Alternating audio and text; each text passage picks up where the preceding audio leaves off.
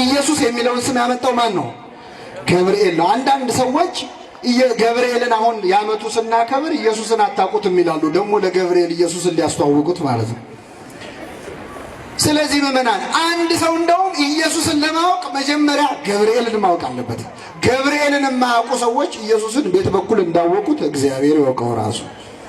ስሙንም ኢየሱስ ትይዋለሽ፣ እርሱ ታላቅ ነው፣ የልዑል ልጅ ይባላል። ጌታ አምላክም የዳዊት የአባቱን ዙፋን ይሰጠዋል፣ በያዕቆብ ቤት ላይ ለዘላለሙ ይነግሣል፣ ለመንግስቱ ምን የለውም ማለት።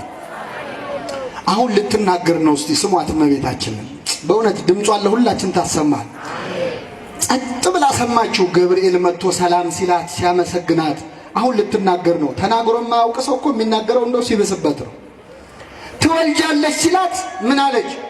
ወንድ ስለማላውቅ ይህ እንዴት ይሆናል አለች። ምን ስለማላውቅ? እመቤታችን ወንድ የሚባል አይታታውቅም እንዴ? ቅዱስ ዮሴፍ ወንድ ነው ሴት ነው? ታዲያ ወንድ ካህናት ያሳደጓት ወንዶች ናቸው። ምን ማለት ነው? ወንድ ስለማላውቅ። አግብቶ ወልዶ የመኖር ሐሳብ በድንግል ማርያም ልብ ውስጥ አልነበረም። እምኀበአይቴ ረከብኮ ዘከመዝ ብስራተ ዘእንበለ ዘር ምድር ቶተ ወዘእንበለ ምት ድንግል ጽንሰተ። ሊቃውንት ሲያብራሩት ይህን ዜና ኬታ መጣው?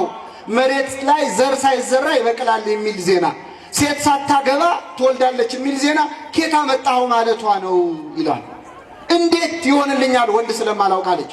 አሁን አንዲት ሴት ምእመናን ልታገባ አንድ ወር የቀራት ሴት ወንድ ልጅ ትወልጃለሽ ተብሎ ቢነገራት ወንድ ስለማላውቅ እንዴት ይሆናል ትላለች?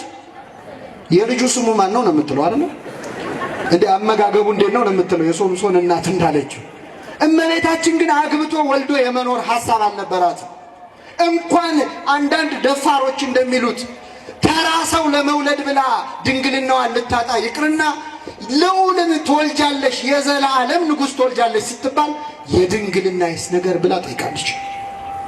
ደስ የሚያሳይ ነገር ልንገራችሁ ምእመናን። እግዚአብሔር ሐሳቡ ከሷ መወለድ ነው። እሷ ሐሳቧ ድንግል ሆኖ መኖር ነው። ሁለቱንም ፈጸመው። እሱም ከሷ ተወለደ፣ እሷም ለዘላለም ምን ሆና ኖረች? ድንግል ሆና ኖረች። እግዚአብሔር ማድረግ ይችላል አይችልም?